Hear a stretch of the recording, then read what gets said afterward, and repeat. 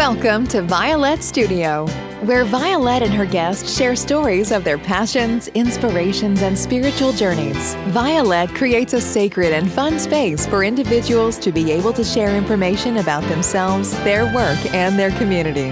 We are so happy you have joined us today. Let's get started with your host, the magical creator of Discover Your Spiritual Gifts, Vialet. Vialet Rain. So welcome to Vialet Studio. I'm so excited today because I have Dr. Young with me that has written like 24 books. And her newest book is called Crystal Power. Of course, it has my little post-it notes. And we have it in the store.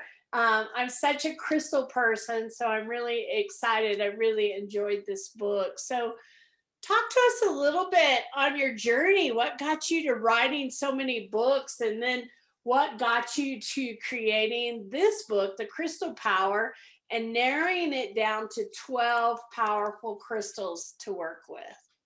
Well, first of all, I just have to show you my tabs.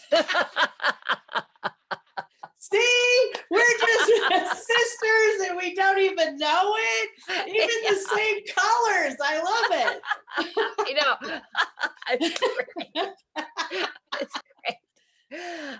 Well, yeah, Violet, behind me, I put the wall of my book covers because there was a time in my life when I was really, really busy doing show business. And I was a producer director in Hollywood at a time when women were thought of as being assistants and behind the scenes. Well, I made my way up the ladder and shattered a few glass ceilings. And I ended up, my last job that I worked seriously at was a vice president of television production and development for Universal Studios Hollywood. So I then decided, well, the last half of my life, I'm going to dedicate it to students who want to learn what I learned throughout my life. And the gift for me of working in show business is a little thing called hiatus. And every season, or every time you really, really work hard during a shooting season, you get 6 weeks off. And that's really for the writers to begin to work on the next season, and the designers to design the sets and really prepare for the shooting, which will come up in when the 6 weeks is over. And that's very intense. That's 12, 14 hours a day to really keep up the production. And it goes to editing and all that. So in those 6 weeks, I decided I could either just kind of sit there and worry about my next job, or I could go learn something. So for 30 years of my life, in these 6 weeks things, so that would be a couple times a year, I would go off and study with a given master in a particular discipline.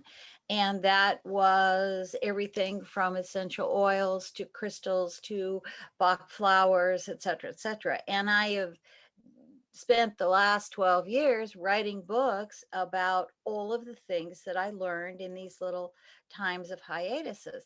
So I went on to earn 3 doctorates in this time too, because I wanted really to have a background of knowledge behind me, so that I wouldn't just be somebody who took a weekend course and then wrote a book. So I really have the discipline and specialties behind me so that I can speak to people that want to learn from me in credible ways, in language that they will understand, and with the learning that I have accumulated. So I wanted to be an upstanding individual when I represented these subjects. And crystals came to me in a very interesting way. I took a little seminar during a hiatus once with Frank Alper.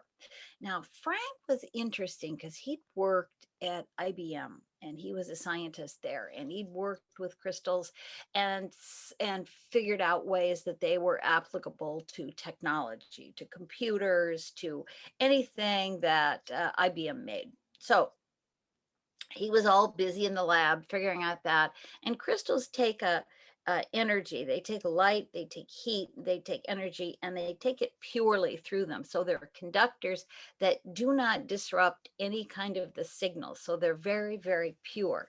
And on an atomic level, they are the most pure structure on Earth. They have what they call lattice structure. And that just means that everything is balanced and even and fits together perfectly, which is why it takes a signal and can take it congruently without distorting the signal in any way from one end to the other. So that's why they use it in telephones and televisions, in computers. That's why crystal is very useful in technology, and especially in laser surgery. You would not be able to have a laser surgery without crystals, because they are the ones that direct the beam of lights, and you don't want any inaccuracy when you're having brain surgery, for example, and you don't want anybody to miss the mark. So Frank was so intrigued with the metaphysical aspects of crystals that he retired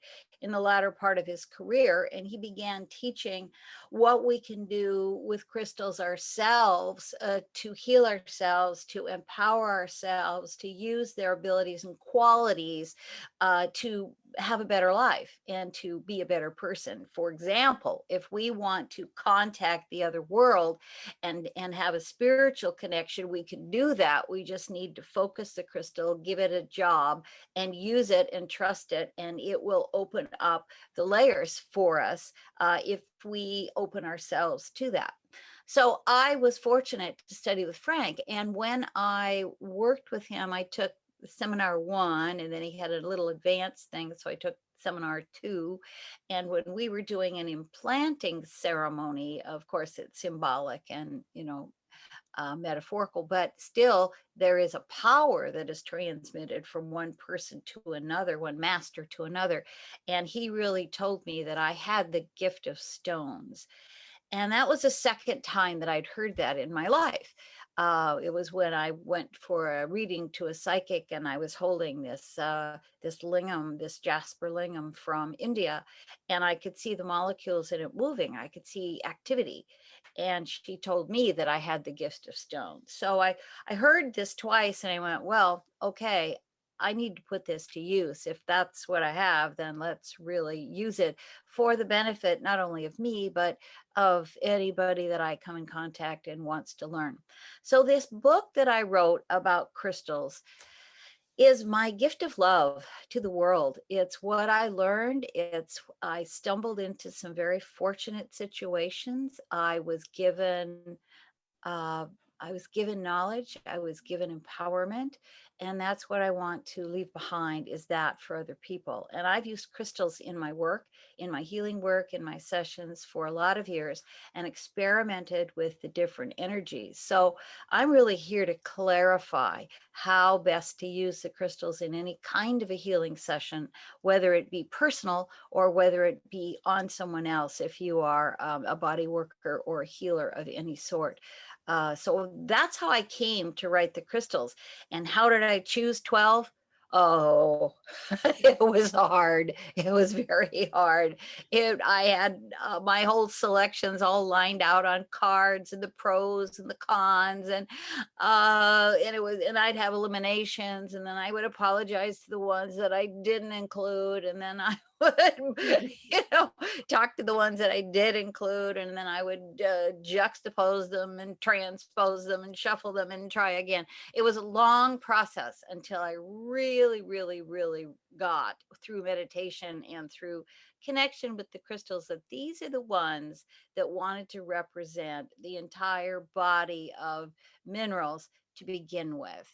To claim that this 12 would get you started, that these had the ability to do what you needed to do on all facets of your life. And I sort of likened it to a dinner party. If you can seat 12 and you can have 12 of your friends to dinner, who would you choose to meet and mingle with the others. Who was really going to make the most vibrant and most exciting dinner party as company? So that's how I chose them, as if I was inviting them into dinner, and that's how we got here. So I'm very happy with the book because I really think it is an expression of all that I have learned, and people can now take this into their lives and their world and improve their work and certainly add on it. I mean, this is probably not the ultimate book, but it's the penultimate, so people can improve on it and really write an even better book once they digest what I have to say. So that's what it's there for. Well, I love that. You know, we sell crystals in our store, and I had a customer in the other day, and she looked at her crystal because we have them on a bench where you can see them. And she's like, those are just rocks. And I said, oh, there's so much more than that. Like, you will eventually realize that they are so much more than just rocks. They support us, they guide us, they teach us. They are so much more than something that sits in the ground or that you see in a store. Like, they're living and breathing and alive, and want to help us in so many ways. And she just looked at me like I was totally crazy. So, you know, I love when we really show people that there's so much more than something pretty to look at, so much more than something we pick up and admire. They bring so much into our lives. They do. And I use them all the time. Like when I have like on my desk, this little, I'll put it right there. Um, this crystal, and it's full of occlusions, and I just love it. I call it my writing crystal, and it sits with me. And whenever I, have a tough sentence, or I have a thought that isn't working, or I'm stumped for some reason, I'll just spend a moment and I'll look at my crystal and I'll say, let's get through this. Let's find the idea in there. Let's find it out and bring it out and surface what's right. And it helps me. I just put my focus there for a while, and all of a sudden I'll come out and say, oh yeah, okay, that's the way to say that. So I have crystals all over my house, and I really believe that they are integral to what it is I do and who I am. I've had them for so many years that I would be unhappy without them, I think. Well, crystals become such an important piece of every. I know I have them all over my house too, in my windows, in rooms. I mean, I have grids and I have crystals, and they all have special meanings, and I work with them differently. And when you really start working with them, you start realizing just how powerful they are, what they bring to our lives, and how much love they bring to you in your space, right? So really important. And I love the 12 that you've picked in here, right? There's some of the common ones, but you also have some that are not always so common that are part of it. And I love how you've linked them with essential oils and goddesses and all of these different things so that we can see them in so many different aspects of, this crystal can be used for this and this and this and this, and it's the same crystal. Like, they're not limited to one thing that they can do for us. There's so many things that they can do when we really start working and connecting with them. Yeah, and I always like to encourage people to, um, when you meet someone new and you want to really get to know them, you have a coffee with them, or you have tea, or you have a connection. So I encourage people to do the same thing with their crystals. Talk to them, sit with them, look into them, have a connection, have a mental, a physical, and a spiritual connection with them. And when you develop that, they become part of you. I mean, I believe that crystals are three things: they breathe, they are alive, and they vibrate. And they're alive because they are atomically alive. Nothing on this planet is dead. So it has a lot of atoms in it. And they breathe because if you look at a crystal, well, this one probably isn't the best example, but if you look at a crystal, it was liquid. once. It was liquid and it was hot, molten, and it hit something, water, land, something cooler that solidified. And so in that instance, it had a breath. It that was its breath. So inside each crystal is a breath. And that is suspended breath as far as I'm concerned, but it still breathes in its own way. It's alive, and so it breathes. The molecules are always moving.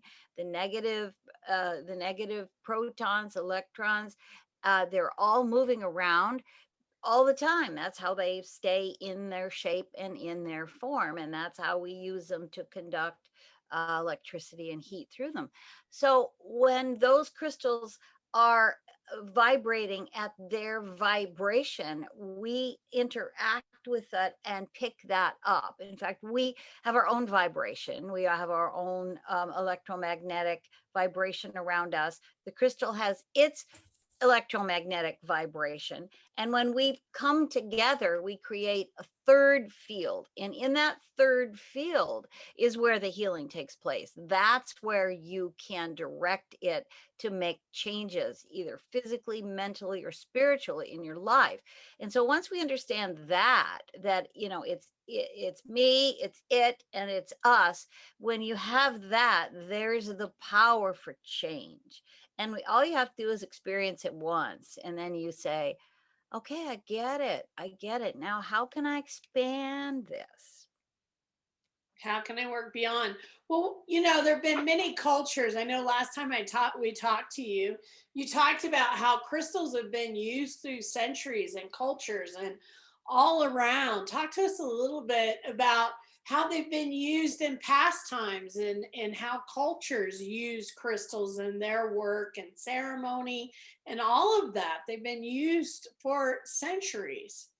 Well, exactly. Every civilization going back 5,000 years that we can recount, and probably further that we can't recount, they were very much in touch with the resources of the earth. And so crystals and stones were not an exception to that rule.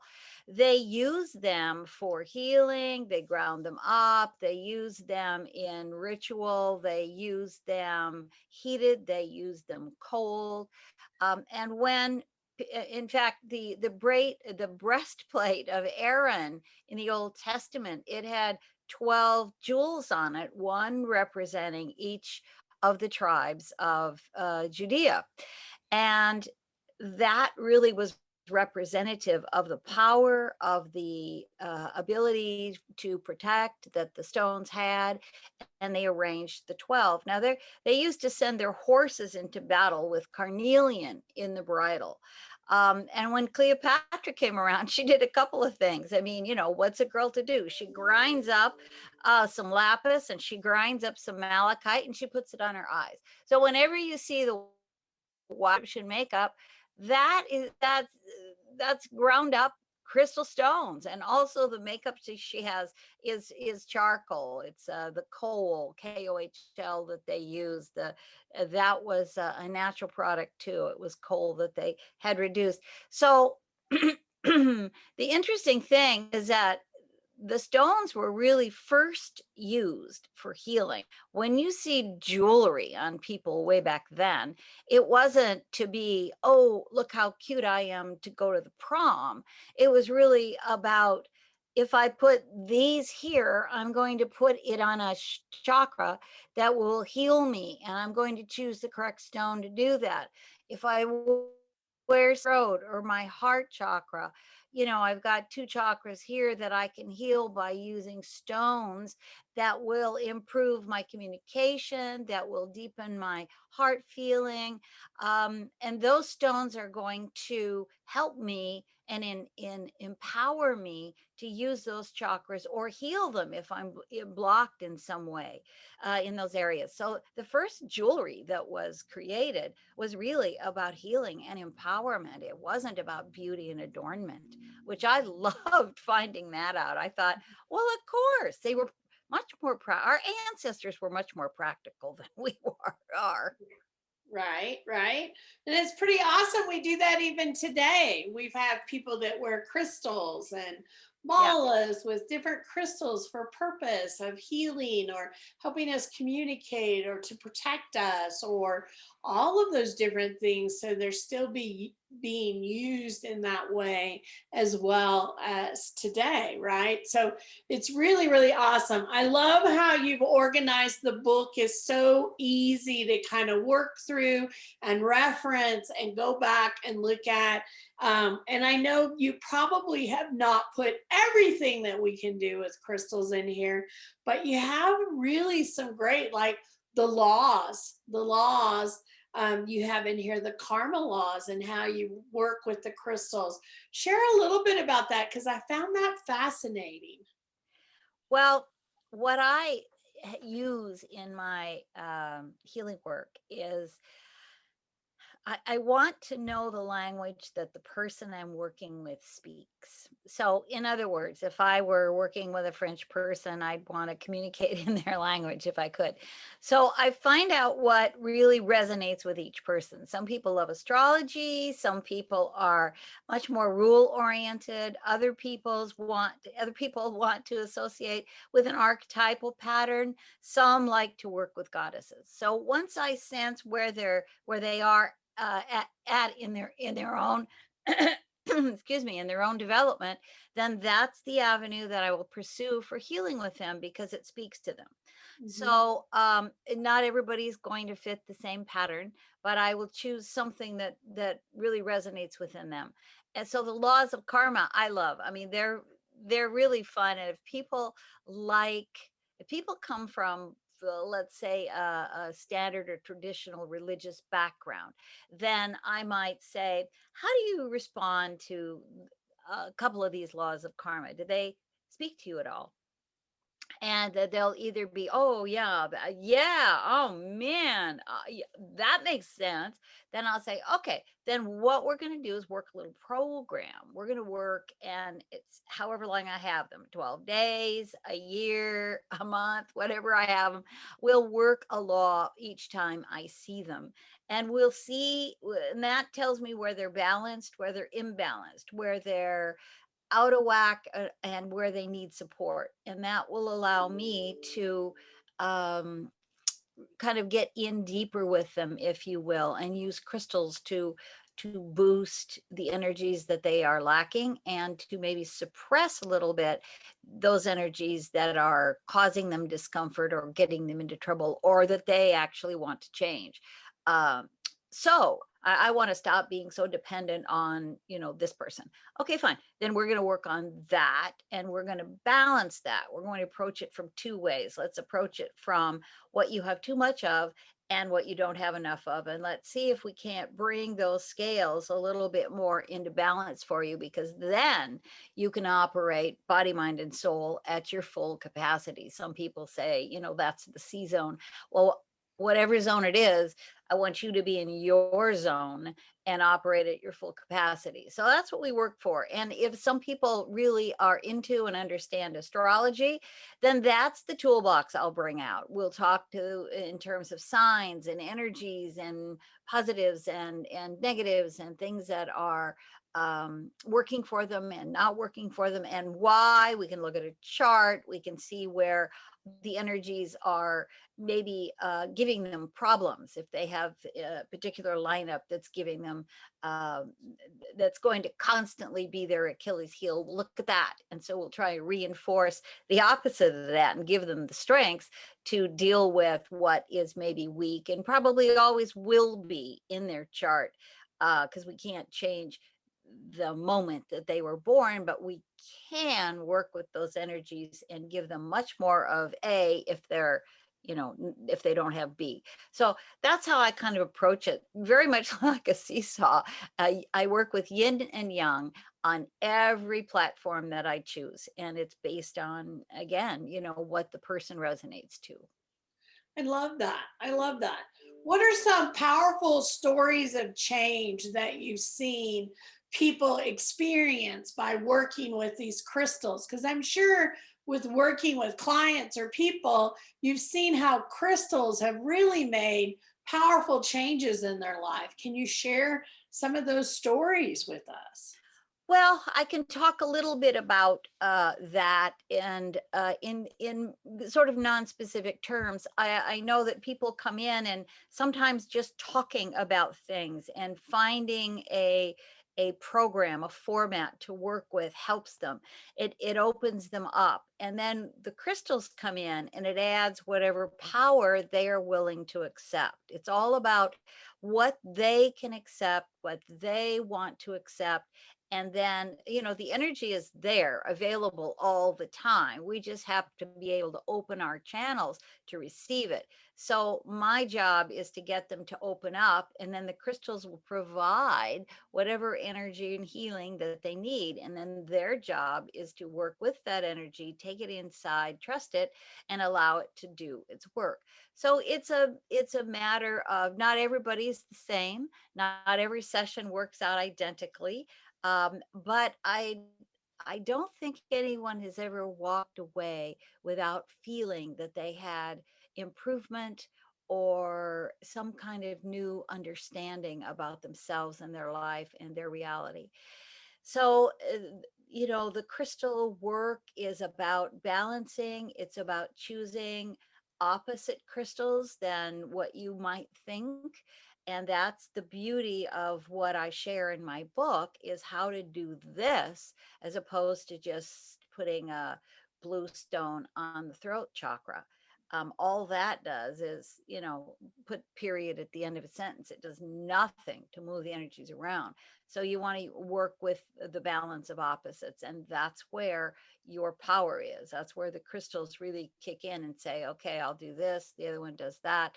It's like making dinner. It's like creating anything that you put ingredients in. And that's what I do. I'm sort of like an emotional cook, if you will, for people to feel better and to have a better nourishment for their soul by the time they're finished working with crystals. I love that. I love that you talk about balance, because I think it is all about balance. And I love that you talk about that the person has to be open to it, right? If they're not open to it, it's really difficult to move them through.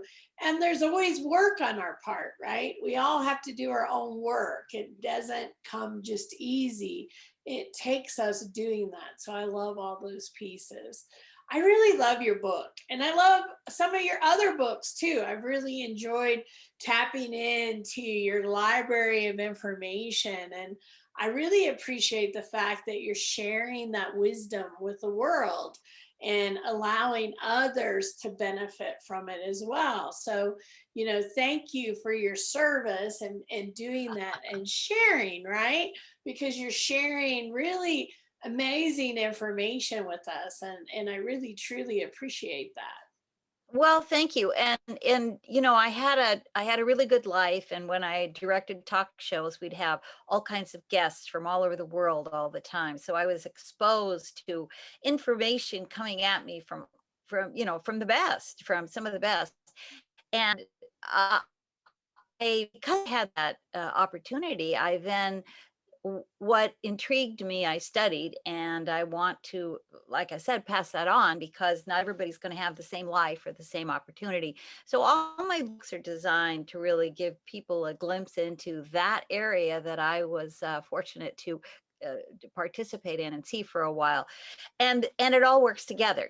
Every single book works together. It's all part of a whole. And when I studied Feng Shui, for example, it taught me about the balance and opposites in great depth and in practice. So I can walk into someone's house and I can know what their issues and problems are just by looking at the state of their house. And then, there's the whole, well, half of it, okay, so that's none of my business. They didn't ask me here for that. So we just keep that to ourselves. But then the other things give me clues as to what is bothering them or what their issue might be. And that's helpful too. If they come to me for additional work, we can certainly apply that.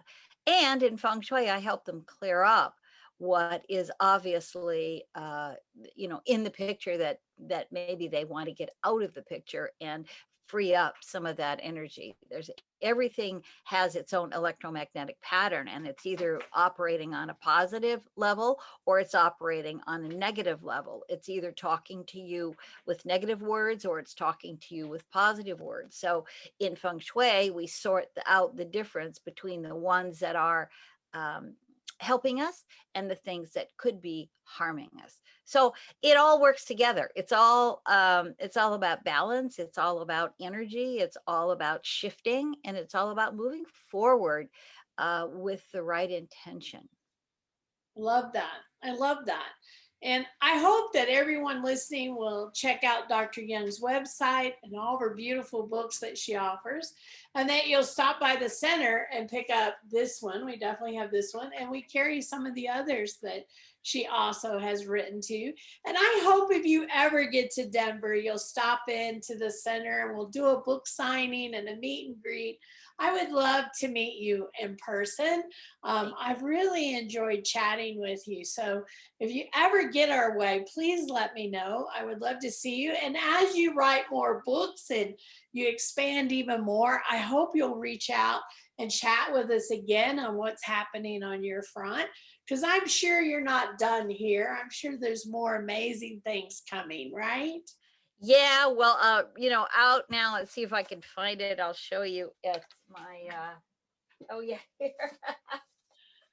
here's Living the Fairy Life. Oh, yay, I can't wait. Yes, that's just out this month, and I'm working on another book about magical trees right now. So yeah, I've got a couple more books in the pipeline, and the pandemic for me has been an opportunity to just work on some more things that I've wanted to talk about. So it's been great. Life is a fabulous journey, and I am so grateful, Violet, for having met you and your support in our connection. I think it's very special. And so thank you for your interest, for your time, for your kind words and your support. And I would love to come to Denver and share with you and your community whatever it is I have to give. So thank you for the beautiful invitation. I'm thrilled. I'll be there as soon as I can. All right. I can't wait. I can't wait to see you. So thank you for watching today. Check out the book, Crystal Power. It is amazingly written. It's very organized. It identifies the 12 crystals that you can really start connecting with and seeing some of their amazing, powerful benefits. So I hope you'll check that out. Thanks for watching today, and we hope to see you really soon at Discover Your Spiritual Gifts. Awesome. Thank you for joining us. To find out more about Vialet and how she can help you discover your spiritual gifts, head over to discoveryourspiritualgifts.com and on YouTube at Discover Your Spiritual Gifts. You can also send a personal message to Vialet through email, violet@discoveryourspiritualgifts.com. Until next time, remember, we are meant to have abundant and joyful lives. We hope to see you really soon at Discover Your Spiritual Gifts. Discover connection, awaken sacredness, become empowered. Come experience the difference at Discover Your Spiritual Gifts.